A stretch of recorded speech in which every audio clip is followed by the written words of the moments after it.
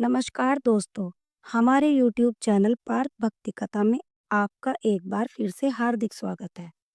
आप अगर हमारे चैनल पर नए हैं तो हमारे चैनल को सब्सक्राइब करना न भूलें तथा बेल आइकन भी जरूर दबाएं ताकि हमारी वीडियो आप तक सबसे पहले पहुंच सके। तो आइए आज हम आपको श्री कृष्ण के जन्म की कथा का वर्णन करते हैं। ओम कृष्णाय नमः। ओम वासुदेवाय नमः। आप सभी को कृष्ण जन्माष्टमी की हार्दिक शुभकामनाएं। आज हम उस द्विज क्षण का स्मरण कराने जा रहे हैं जिसने संपूर्ण सृष्टि को आनंद और भक्ति से भर दिया। भाद्रपद मास के कृष्ण पक्ष की अष्टमी तिथि रोहिणी नक्षत्र का पावन योग और मथुरा के कारागार में अंधकार के बीच प्रकट हुआ एक नन्हा सा तेजस्वी बालक भगवान श्री कृष्ण, जो केवल यशोदा नंद के लाल ही नहीं बल्कि समस्त जगत के पालनहार, धर्म के रक्षक और प्रेम के स्वरूप हैं। आज की कथा में हम जानेंगे कैसे अधर्म का अंत और धर्म की पूर्ण स्थापना के लिए भगवान विष्णु ने 8वें अवतार के रूप में जन्म लिया। कैसे माता देवकी और वसुदेव ने अपने जीवन को दांव पे लगा के इस दिव्य बालक को सुरक्षित गोकुल धाम पहुंचाया और कैसे उनकी नन्ही सी मुस्कान ने संपूर्ण ब्रज भूमि को भक्ति के रंग में रंग दिया।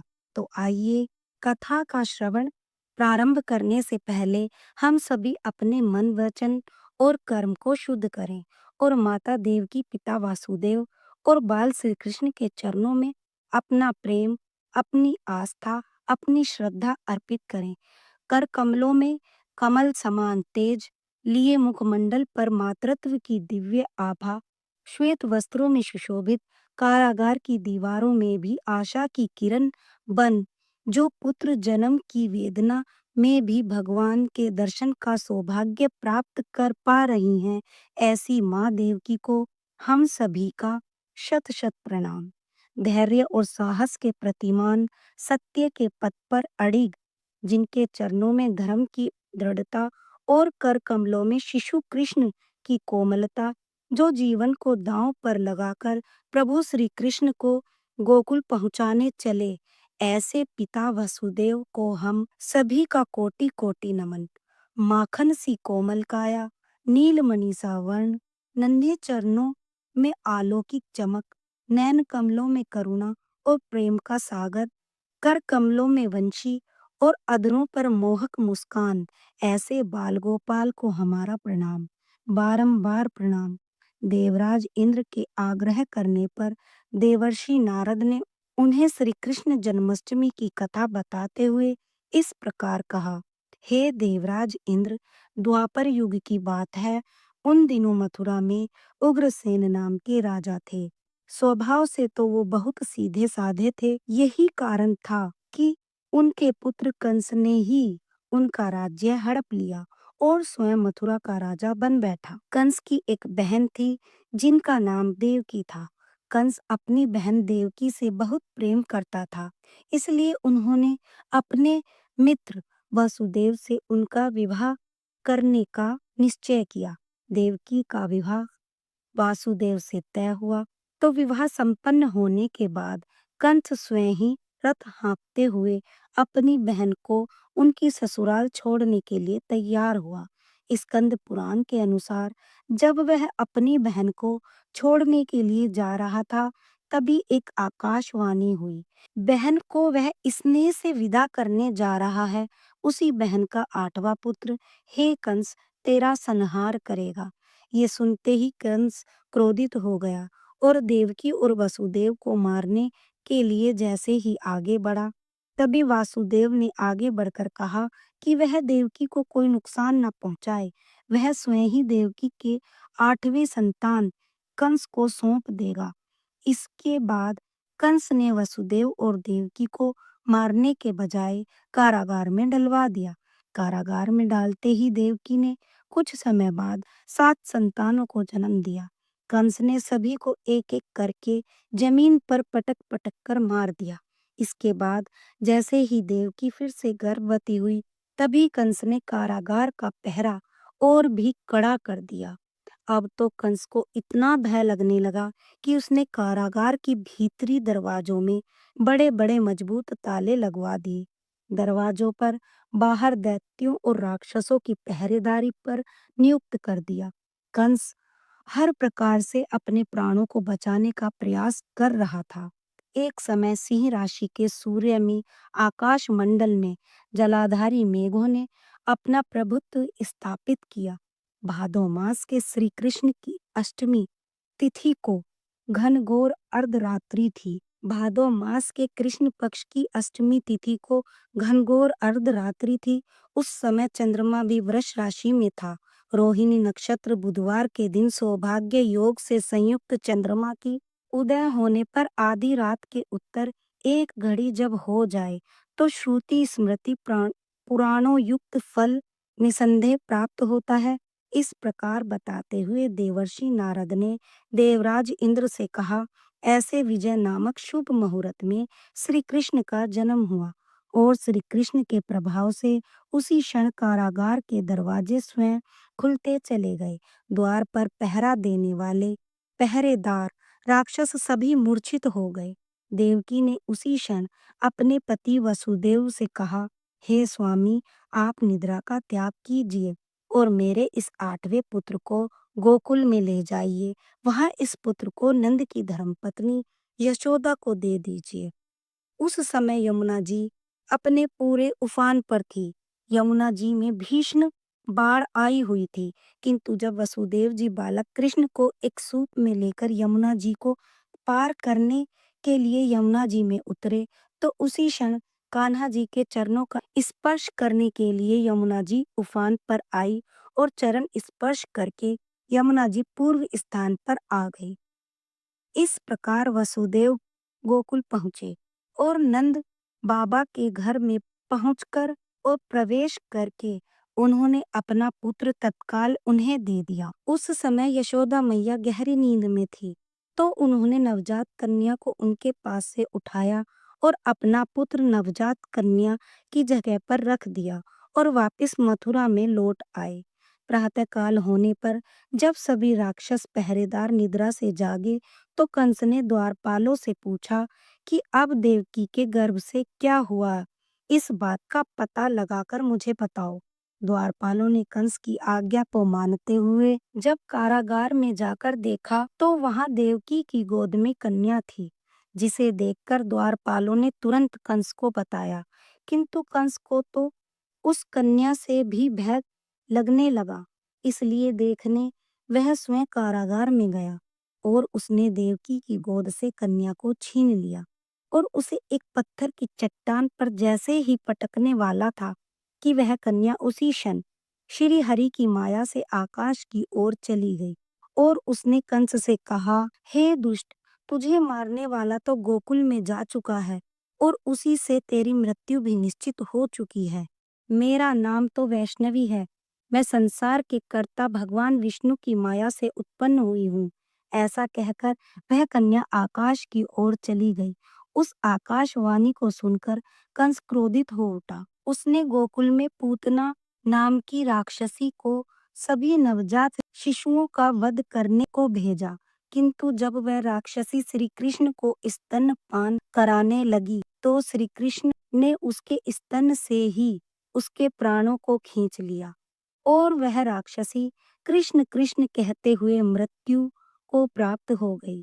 जब वह कंस को पूतना की मृत्यु का समाचार मिला तो उसने कृष्ण का वध करने के लिए बारी बारी से केशव नामक दैत्य को अश्व के रूप में, उसके बाद अरिष्ट नामक दैत्य को बैल के रूप में भेजा, किंतु ये दोनों भी कृष्ण के हाथों मृत्यु को प्राप्त हो गए। इसके बाद कंस ने कालाख्य नामक दैत्य को कोई के रूप में भेजा, किंतु वह भी श्री कृष्ण के हाथों मारा गया। अपने बलवान राक्षसों की मृत्यु से कंस अत्यधिक भयभीत हो गया। द्वारपालों को आज्ञा दी कि नंद को तत्काल मेरे सामने उपस्थित किया जाए। द्वारपाल नंद बाबा को लेकर जब उपस्थित हुए तो कंस ने नंद बाबा से कहा कि जो तुम्हें अपने प्राणों को बचाना है तो पारिजात के पुष्प लेकर आओ। अगर तुम नहीं ला पाए तुम्हारा वध निश्चित है। कंस की बात को सुनकर नंद जी ने ऐसा ही होगा कहा और अपने घर की ओर चले गए। घर आकर कंस की बातों को सुनकर नंद जी ने ऐसा ही होगा कहा और अपने घर की ओर चले गए। घर आकर उन्होंने सारा वृत्तांत अपनी पत्नी यशोदा जी को सुनाया, जिसे श्री कृष्ण भी सुन रहे थे। एक दिन श्री कृष्ण अपने मित्रों के साथ यमुना नदी के किनारे गेंद खेल रहे थे और अचानक स्वयं ही उन्होंने गेंद को नदी में फेंक दिया। यमुना में गेंद फेंकने का कारण यही था कि वे किसी भी तरह पारिजात के पुष्पों को तोड़कर ले आए। वे एक कदम के वृक्ष पर चढ़कर यमुना में कूद पड़े। कान्हा जी के यमुना में कूदने का समाचार श्रीधर नामक गोपाल ने जाकर भागते हुए यशोदा मैया को सुनाया, जिससे यशोदा मैया नंगे पैर ही दौड़ी दौड़ी चली आई और यमुना नदी के किनारे आ पहुंची। उन्होंने यमुना जी से प्रार्थना करते हुए कहा, हे यमुना मैया, अगर मैं अपने बालक को देखूंगी तो भाद्रपद मास के रोहिणी युक्त अष्टमी का व्रत अवश्य करूंगी। जो ही दयादान सज्जन प्राणी ब्राह्मण कुल में जन्म, रोहिणी युक्त अष्टमी, गंगाजल एकादशी, गया श्राद्ध और रोहिणी व्रत, ये सभी अत्यधिक दुर्लभ व्रत हैं। सहस्त्रों राज सुयश यज्ञ, हजारों अश्वमेघ यज्ञ, दान, तीर्थ और व्रत करने से जो फल प्राप्त होता है वह सब श्री कृष्ण जन्माष्टमी के करने से प्राप्त हो जाते हैं। यहाँ तक का वृत्तांत जानने के पश्चात देवराज इंद्र ने देवर्षि नारद से कहा, हे मुनियों में श्रेष्ठ देवर्षि नारद, यमुना नदी में कूदने के बाद उन बाल रूपी कृष्ण ने पाताल में जाकर फिर क्या किया, ये संपूर्ण वृत्तांत भी बताइए। तो नारद जी कहने लगे, नारायण नारायण। हे इंद्र, पाताल में उस बालक से नागराज की पत्नी ने कहा कि तुम यहाँ क्या कर रहे हो, कहाँ से आए हो, यहाँ आने का क्या प्रयोजन है। अगर तुम्हें कुछ चाहिए तो ये कनकन मुकुट और मणियों का हार लेकर अपने घर वापस चले जाओ, क्योंकि इस समय मेरे स्वामी शयन कर रहे हैं। अगर वे उठ गए तो फिर तुम्हें डस लेंगे। नाग पत्नी की बातें सुनकर श्री कृष्ण कहने लगे, हे कांते, मैं किस प्रयोजन से यहाँ आया हूँ वह वृत्तांत भी मैं तुम्हें सुनाता हूँ। समझ लो, मैं कालिया नाग के मस्तक को कंस के साथ द्यूत में हार चुका हूँ और वही लेने मैं यहाँ आया हूँ। बालक श्री कृष्ण की इस बात को सुनकर नाग पत्नी अत्यंत क्रोधित हो उठी और अपने सोए हुए पति को उठाते हुए कहती है, हे स्वामी, आपके घर एक शत्रु आया है, इसलिए आप इसका हनन कीजिए। अपनी स्वामिनी की बात सुनकर कालिया नाग अपनी निद्रा को त्याग कर जाग पड़ा और बालक श्री कृष्ण से युद्ध करने लगा। युद्ध देर तक युद्ध करने के बाद श्री कृष्ण ने कालिया नाग को पराजित कर दिया। अब कालिया नाग ने भी भली भांति जान लिया कि मैं जिनसे युद्ध कर रहा हूँ वो तो साक्षात भगवान श्री कृष्ण हैं, जो श्री हरि के अवतार हैं। इसलिए उन्होंने श्री कृष्ण के चरणों में साष्टांग प्रणाम किया और पारिजात से उत्पन्न बहुत से पुष्पों को मुकुट में रखकर श्री कृष्ण को भेंट दे दिया। जब श्री कृष्ण चलने को तैयार हुए तो कालिया नाग की पत्नी कहने लगी, हे स्वामी, मैं कृष्ण को नहीं जान पाई। हे जनार्दन, मंत्र रहित, क्रिया रहित, भक्ति भाव रहित मेरी रक्षा कीजिए। हे प्रभु, मेरे स्वामी को मुझे वापस दे दीजिए। तब श्री कृष्ण कहने लगे, हे सर्पणी, दैत्यों में जो सबसे बलवान है उस कंस के सामने मैं तेरे पति को ले जाकर छोड़ दूंगा, नहीं तो तुम अपने घर को चली जाओ। अब श्री कृष्ण कालिया नाग के फन पर नृत्य करते हुए यमुना जी के ऊपर आ गए। फिर कालिया की फुनकार से तीनों लोग कंपायमान हो गए। अब कृष्ण कंस की मथुरा नगरी को चल दिए। वहीं पुष्पों को देखकर यमुना जी के मध्य जलाशय में वह कालिया सर्प भी चला गया। इधर कंस भी हैरान हो गया और श्री कृष्ण प्रसन्न होकर वापस लौट आए। उनके गोकुल वापस लौटकर आने पर उनकी मैया यशोदा ने तरह तरह के उत्सव किए। अब देवराज इंद्र ने नारद जी से फिर पूछा, हे महामुने, संसार के प्राणी श्री कृष्ण आने पर अत्यंत आनंदित हुए। आकर श्री कृष्ण ने क्या क्या किया, क्या क्या लीलाएं दिखाई, वह सब आप मुझे बताने की कृपा करें। तब देवर्षि नारद जी ने देवराज से कहा, हे देवराज, मन को हरने वाला मथुरा नगर यमुना नदी के दक्षिण भाग में स्थित है। वहां कंस का महाबलशाली भाई चाणूर रहता था। उस चाणूर से श्री कृष्ण के मल्ल युद्ध की घोषणा की गई है। हे इंद्र, श्री कृष्ण और चाणूर का मल्ल युद्ध अत्यंत और आश्चर्यजनक था। चाणूर की अपेक्षा कृष्ण बाल रूप में भी थे। धैर्य, शम और मृदन के शब्दों के साथ कंस और केशी इस युद्ध को मथुरा की जनसभा के बीच देख रहे थे। श्री कृष्ण ने अपने पैरों को चाणूर की गर्दन में फंसाकर उसका भी वध कर डाला। चाणूर की मृत्यु के बाद उनका मल्लयुद्ध केसी के साथ हुआ। अंत में केसी भी इस युद्ध में श्री कृष्ण के द्वारा मारा गया। केसी की मृत्यु के बाद मल्लयुद्ध देख रहे सभी प्राणी श्री कृष्ण की जय जयकार करने लगे। बालक श्री कृष्ण द्वारा चाणूर और केसी का वध होना कंस के लिए अत्यंत हृदय विदारक हो गया। इसलिए उसने सैनिकों को बुलाकर आज्ञा दी कि तुम सभी अस्त्र शस्त्रों से सुसज्जित होकर कृष्ण से सभी युद्ध करो। हे इंद्र, उसी क्षण श्री कृष्ण ने गरुड़, बलराम तथा सुदर्शन चक्र को ध्यान किया, जिसके परिणाम स्वरूप बलदेव जी सुदर्शन चक्र लेकर गरुड़ पर आरूढ़ होकर आ गए। उन्हें आता देख बालक श्री कृष्ण ने सुदर्शन चक्र को उनसे लेकर स्वयं ही गरुड़ की पीठ पर बैठ कर न जाने कितने ही राक्षसों और दैत्यों का वध कर डाला, कितनों के शरीर अंग भंग कर डाले। इस युद्ध में श्री कृष्ण और बलदेव ने असंख्य दैत्यों का वध भी किया। बलराम जी ने अपने आयुध शस्त्र हल से और श्री कृष्ण ने अपने सुदर्शन चक्र से माघ मास के शुक्ल पक्ष की सप्तमी को विशाल दैत्यों के समूह का विनाश कर डाला। जब अंत में केवल दुराचारों कंस ही बचा रह गया तो श्री कृष्ण कहने लगे, हे दुष्ट अधर्मी दुराचारी, अब मैं इस महायुद्ध स्थल पर तुझसे युद्ध कर तेरा वध कर इस संसार को तुझसे मुक्त कराऊंगा। ऐसा कहते ही श्री कृष्ण ने उनके बालों को पकड़ लिया और कंस को घुमाकर पृथ्वी पर पटक दिया, जिससे उसकी मृत्यु हो गई। कंस के मरने पर देवताओं ने आकाश से पुष्प वर्षा की।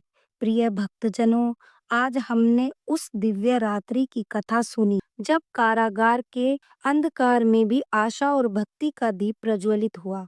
माता देवकी के हृदय की वेदना, पिता वसुदेव का अद्भुत साहस और बाल गोपाल का मोहक आवरण, ये सब हमें यह सिखाते हैं कि जब जीवन में संकट आए तो विश्वास, धैर्य और ईश्वर भक्ति ही हमें पार लगाती है।